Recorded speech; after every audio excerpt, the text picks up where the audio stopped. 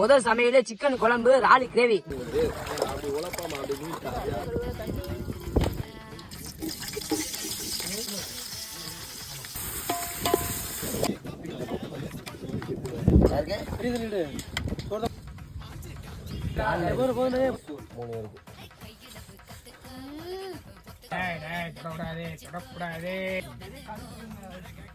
சகு இந்த மாதிரி சாப்பாடை வாழையில வச்சு சாப்பிட்டாதான் தனி டேஸ்டே இருக்கு. சகோ அருமையா இருக்கு சகோ.